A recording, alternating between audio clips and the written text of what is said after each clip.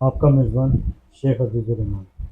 بسم اللہ۔ آج ہمارے درمیان پاکستان کے جانی پہچانی شخصیت سابق جج لاہور ہائی کورٹ، ماہر قانون سپریم کورٹ آف پاکستان جناب خواجہ فاروق سعید صاحب ہمارے درمیان موجود ہیں اور ہماری نشست کا حصہ ہیں۔ ان سے جاننے کی کوشش کریں گے کہ عدلیہ میں کہاں خامیاں پائی جاتی ہیں اور عدلیہ کو کیسے فعال بنایا جائے۔ السلام علیکم۔ جی وعلیکم السلام۔ کیسے ہیں سر آپ؟ خیریت سے اللہ ہیں؟ کا شکر، مہربانی۔ سر ہمارے ناظرین کی آگاہی کے سلسلے میں پہلے آپ اپنے کیریئر کے حوالے سے، اپنی نظام تعلیم کے حوالے سے کچھ آگاہ کریں۔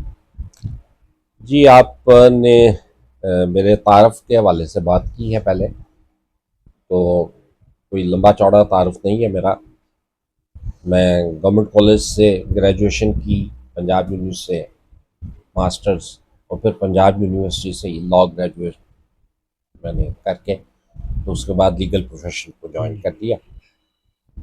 کوئی 19 سال وکالت کرنے کے بعد، ویسے تو میں پہلے بھی سی ایس ایس کوالیفائی کر کے تو میں نے نوکری جوائن نہیں کی تھی، لیکن وکالت میں 19 سال رہنے کے بعد پھر میں نے انکم ٹیکس ایپلیٹ ٹریبونل، اس کا اس وقت یہی نام تھا، اس کی ممبرشپ کے لیے، یہ گریڈ 21 کی پوسٹ ہے، اس کے لیے پبلک سروس کمیشن کا امتحان دیا اور اس میں کامیاب ہوا، اور اس کے بعد میں انکم ٹیکس ٹریبونل کا ممبر رہا کوئی 9 سال کے قریب۔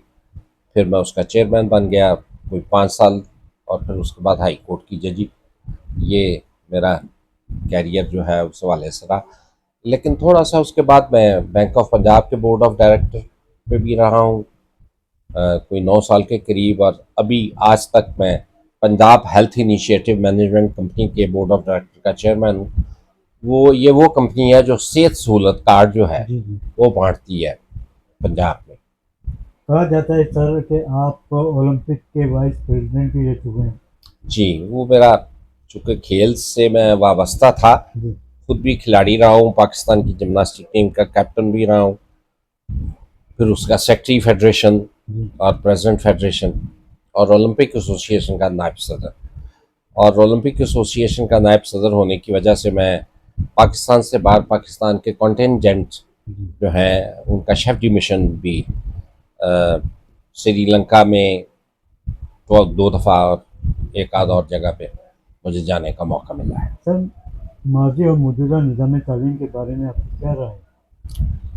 دیکھیے جی، نظام تعلیم ہمارا تو وہی ہے جو ہمیں انگریز ہمارے سپرد کر کے گئے ہیں، تو اس میں بنیادی طور پہ جو ہم سمجھتے ہیں کہ ایلیمنٹ جو ہو گیا ہے وہ ہے کہ ہم نے تعلیم کو صرف نوکری کا ذریعہ سمجھ لیا ہے، اور ہم اسی حوالے سے آج بھی بچے جو ہیں، اس کے باوجود کہ پاکستان میں اب ڈاکٹرز اور انجینئرز کو نوکریاں ملنی کافی حد تک کم ہو گئی ہیں، اس کے باوجود بھی پرائیورٹی ہمارے نظام تعلیم میں ڈاکٹر اور انجینئر بننے کی حد تک کی ہے، جب کہ آج دنیا میں اتنے ایریاز اسپیشلائز ہو گئے ہیں کہ ہم نے تو پاکستان میں میرا حال ان سارے جو ہیں ان پہ ایجوکیشن بھی نہیں شروع کی۔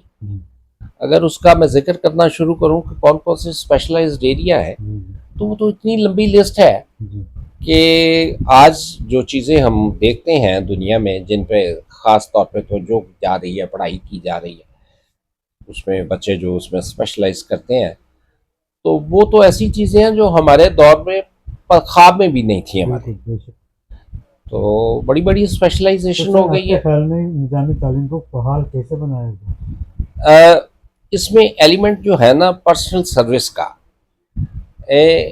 ہم لوگ جو سینئر سٹیزن ہیں ہم ہمیشہ بات کرتے ہیں اپنے زمانوں کی، یہ کہتے ہیں کہ جس دور میں ہم پڑھتے تھے ٹیچرز کا تعلق جو ہے اسٹوڈنٹ کے ساتھ اتنا پرسنلائز تھا، ذاتی طور پہ ان کو پتہ ہوتا تھا کہ کون سا بچہ کون سے سبجیکٹ میں اچھا ہے، ساری کلاس میں ان کی نظر ہوتی تھی اپنی اپنی، اور ہر استاد کو یہ پتہ ہوتا تھا کہ میرے سبجیکٹ میں فلاں فلاں بچہ جو اچھا ہے اور فلاں فلاں جو ہے وہ میڈیم ہے اور فلاں فلاں جو ہے وہ بلو ایوریج ہے، اور وہ پھر اسی حساب سے تیاری بھی کرواتے تھے اور اسی حساب سے پڑھائی بھی کرواتے تھے.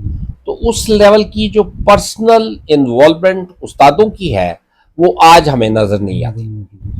آج استاد کھڑے ہوتے ہیں، لیکچر دیتے ہیں اور چلے جاتے ہیں. بہت سی چیزیں ایسی ہیں جو وہ سمجھا بھی نہیں پاتے اور یہ سمجھا جاتا ہے کہ وہ اب آپ باقی کا خود پڑھیں بھائی. سر جب آپ نے اپنے کیریئر کا آغاز شروع کیا، کیریئر کے ضمن میں کن شخصیات نے آپ کی رہنمائی فرمائی؟ دیکھیں جی، چونکہ میں مختلف نو قسم کی چیزوں سے وابستہ رہا ہوں، تو کیریئر میں تو اس زمانے میں ہمارے استاد جو تھے بڑے کمال کے لوگ تھے، بڑے انہوں نے اس دور میں بھی، آج بھی وہ بڑے نام ہیں. تو لیگل پروفیشن میں تو بہت بڑے بڑے نام شروع سے ہیں اور آج بھی ان میں سے جو ہے فیلڈ میں بہت سے موجود ہیں. تو ایک ایک کر کے نام لینا تو شاید مناسب نہیں ہوگا، اس لیے کہ کچھ بندے اس میں اگنور ہو جائیں گے. لیکن لیگل پروفیشن میں بہت سے نام ایسے، بہت بڑے بڑے نام جنہوں نے پاکستان میں لا اور لیگل سسٹم کی بہت خدمت کی ہے. وکالت کے شعبے کو پروفیشنل شعبہ کہا جاتا ہے، خدمت کا شعبہ کہا جاتا ہے. جی، ایسا کیا ہوا اس شعبے میں جس کی وجہ سے اس شعبے میں عزت میں کمی ہے؟ میں آپ سے اس حد تک تو اگری نہیں کروں گا کہ اوور آل کوئی عزت میں کمی آئی ہے، لیکن کہیں کہیں یہ چیزیں جو ہیں یہ ایسی ہوئی ہیں. انفارچونیٹلی ہم نے ایک دور میں پاکستان میں اتنے زیادہ لا کالجز کھولنے کی اجازت دے دی کہ جس میں وہ لوگ جو سینئر سٹیزن تھے اس وقت، وہ اپنے ریٹائرمنٹ سے کچھ عرصہ پہلے لا کالج میں داخلہ لیتے تھے اور ریٹائر ہو کے تو وہ وکالت میں آ جاتے تھے، کیونکہ ان کی بیک گراؤنڈ میں وہ پوری ایفرٹ شامل نہیں ہوتی تھی جو ایک ینگ آدمی پروفیشن میں آ کے پہلے ایفرٹ کرتا ہے، محنت کرتا ہے، اپنے لیے سلیکٹ کرتا ہے کہ کون سے ایریے میں نے اسپیشلائز کرنا ہے. ان کے پاس تو وہ ٹائم نہیں ہوتا تھا. تو اس لیے انہوں نے جو ان کو ریٹائرمنٹ کے بعد ایریاز ملے کام کرنے کے لیے وہ کرتے رہے، اور وہ پروفیشن کو اس لحاظ سے کافی ڈیمیج ہوا اس کی وجہ سے. سر آپ ایک پروفیشنل وکیل ہیں. جی. پروفیشنل وکیل اپنے کلائنٹ کے مقدمے کے موقع پر عدالتوں میں تحقیق اور مطالعے کے تحت پیش ہوتے ہیں، لیکن آج کل کے وکلا میں ایسی ضرورت نہیں پائی جاتی. اس کی وجہ کیا ہے؟ آج کل والی بات جو ہے یہ کچھ پارٹلی میں بھی ابھی یہی کہہ چکا ہوں کہ پرسنلائزڈ ایلیمنٹس جو ہیں وہ کم ہو گئے ہیں. اصل میں ہمیں جاننا یہ چاہیے کہ اصل جو کالا کوٹ ہم پہنتے ہیں اس کی اسپرٹ کیا ہے. تو کالے کوٹ کی اور کالی ٹائی کی اسپرٹ اگر پہلے ہم سمجھ لیں کہ یہ ان چیزوں کی نشاندہی کرتا ہے کالا کوٹ، جس کو دور کرنے کے لیے ہم لوگ اس کو پہنتے ہیں. ہم اس کو پبلک کی جو کمزوریاں ہیں، ان کے لیے جو نیگیٹیوٹی ان کے لیے ہمارے دل میں پیدا ہو گئی ہے، اس کو دور کرنے کے لیے پہنتے ہیں یہ کالا کوٹ. ہم لوگوں کو انصاف دلانے کے لیے، جو سب سے پرائم چیز ہے. اب دیکھیے نا کہ بعض جگہ یہ بات بڑی شدت کے ساتھ کہی جاتی ہے کہ ملک جو ہیں وہ مذہب سے قائم نہیں ہوتے، انصاف سے قائم ہوتے. اور یہ بڑی ایک مشہور بات رہی کہ سیکنڈ ورلڈ وار میں جب برطانیہ کے اوپر بمباری ہو رہی تھی تو اس وقت کے پرائم منسٹر جو ہے ان سے کہا گیا کہ برطانیہ کیا جنگ جیت جائے گا؟ تو انہوں نے کہا ضرور جیتے گا، اس لیے کہ ہماری عدالتیں انصاف کرتی ہیں. تو انصاف اس لحاظ سے سب سے زیادہ پرائم چیز ہے، اور کالا کوٹ جو ہے وہ انصاف کی نمائندگی کرتے ہوئے پہنا جاتا ہے. تو آج اگر ہم اس میں کوئی کمزوری دکھا رہے ہیں تو اس میں ہمارا ایلیمنٹ فیس کا، پرسنل ذاتی کمائی کا، وہ شاید کہیں کہیں زیادہ ہو گیا ہے. اس کی وجہ سے ماضی سے انگریز کا قانون، ماضی سے انگریز کا قانون، ہاں، ماضی سے انگریز کا قانون، اس قانون میں کچھ ترمیم کی گئی، کچھ منفی اثرات مرتب ہوئے. آپ کیا سمجھتے ہیں کہ اس قانون کو ختم کیا جائے یا اس کو فعال بنایا جائے؟ देखें जी, अनफॉर्चुनेटली ہم نے جو چیزیں ہیں وہ اس لحاظ سے ڈیولپ کی نہیں.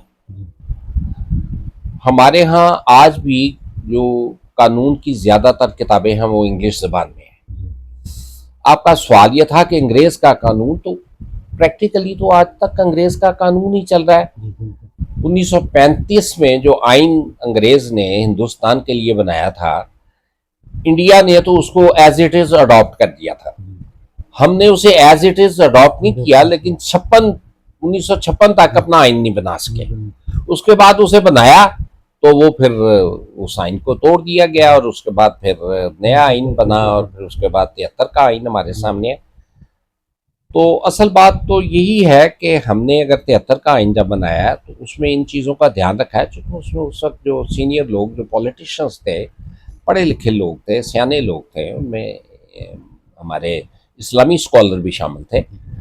انہوں نے کوشش یہ کی کہ اسے کسی حد تک اپنے کلچر، اپنی تہذیب اور اسلام کے قریب تر لایا جائے.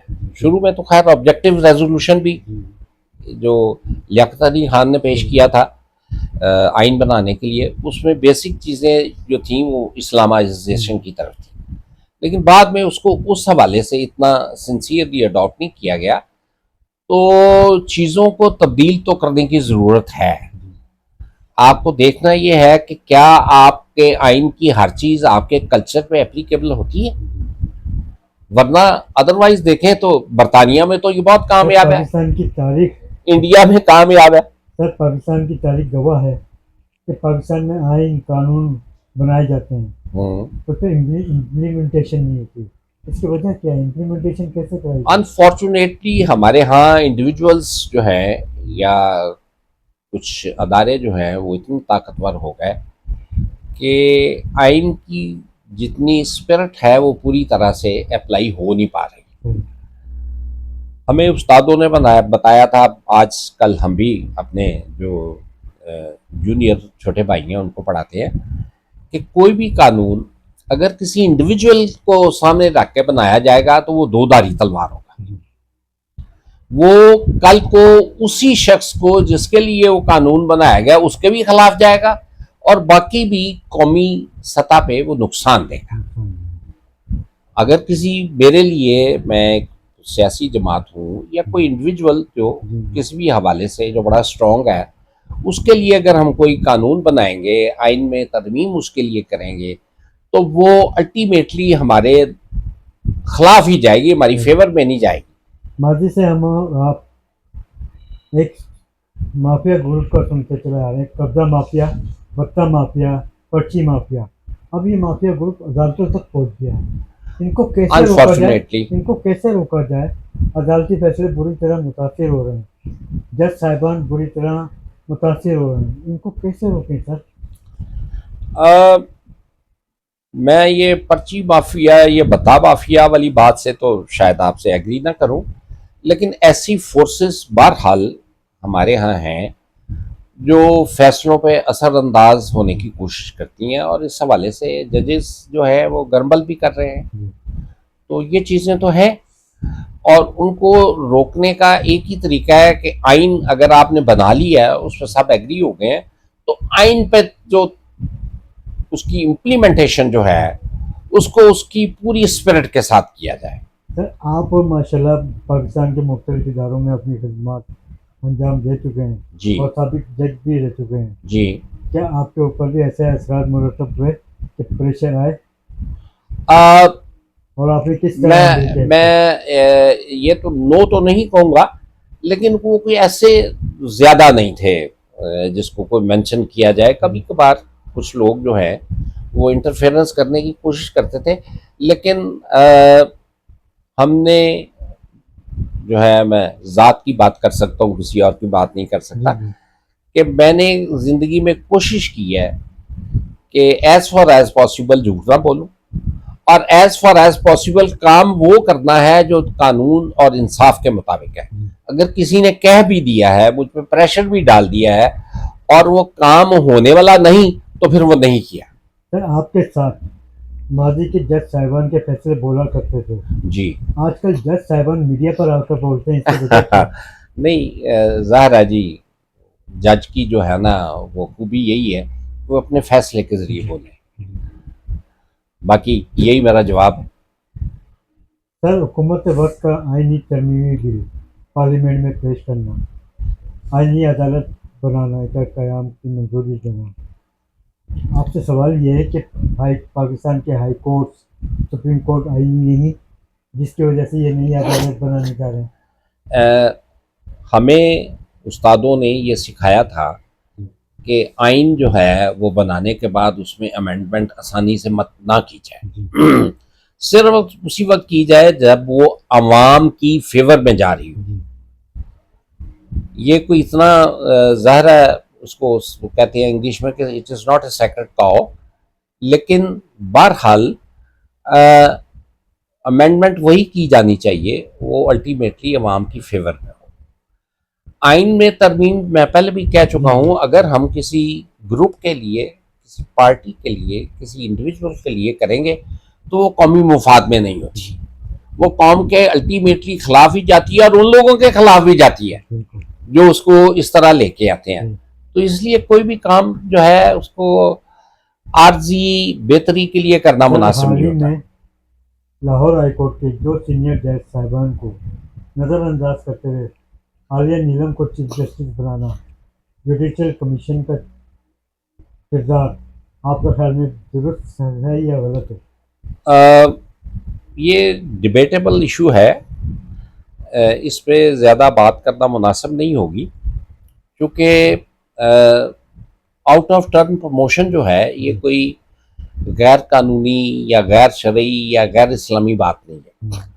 अगर कोई शख्स सीनियर अमंग दी 3 सीनियर्स और 4 सीनियर्स जो बेस्ट है उन अदारों में जहाँ ये पॉसिबल है, कुछ अदारों में पॉसिबल नहीं है, कुछ अदारों में तो सीनियरिटी जो है वो अच्छा उसमें ये है कि चूंकि ये पहले से तय हो जाता है, आप उसको रखते ही नहीं।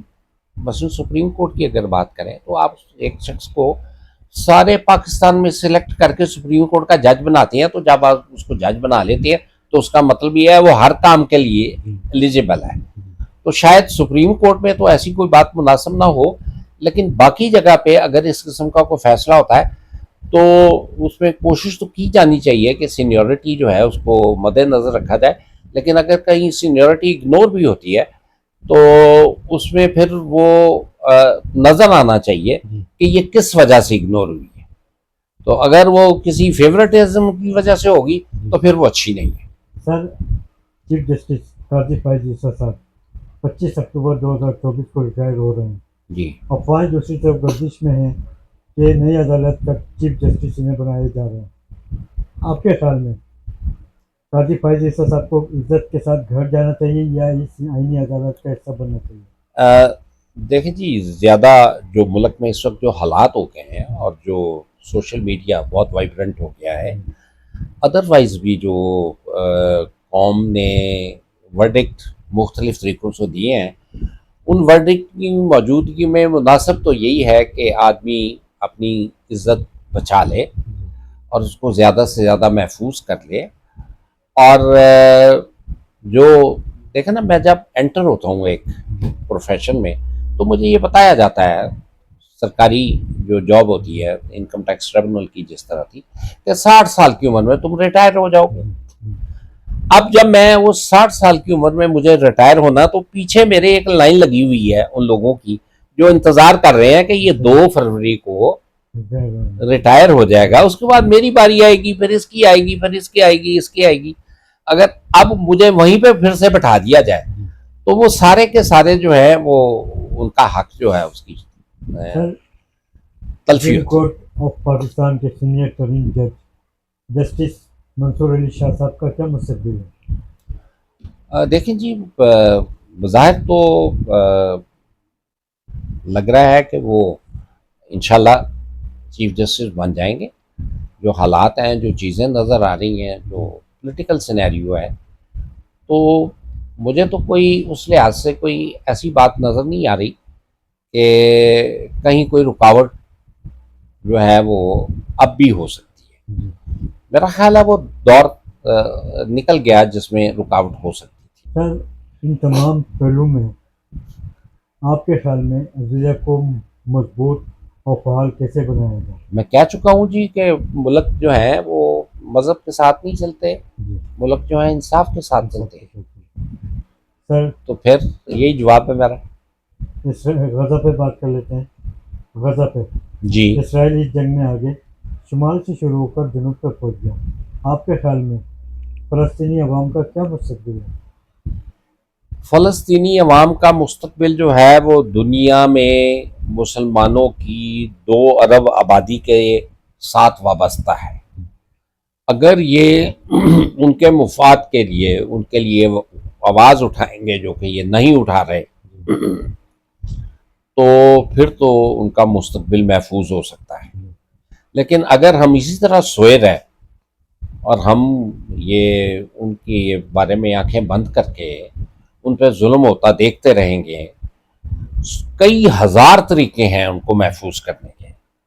آپ صرف آواز ہی اٹھا لیں اور ان کی مدد کر دیں. اتنے اب دنیا میں مسلمان اب اتنے امیر ہیں, ملک ہمارے جو ہیں وہ امریکہ کے بینکوں کو ہمارے پیسے جو ہیں دوست ممالک کے وہاں پڑے ہوئے, امریکہ کی اکانومی کو انہوں نے سنبھالا ہوا ہے. تو وہ اگر اکنامک امداد کر دیں, سوشل امداد کر دیں, اخلاقی امداد کر دیں, تو اس سے بھی بہت سی چیزیں بہتر ہو سکتی ہیں.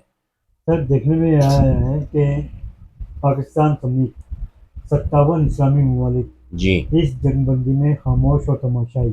ہاں, آپ کے خیال میں ویٹو پاور یا IMF؟ دس از کرمنل آن آور پارٹ. وائی؟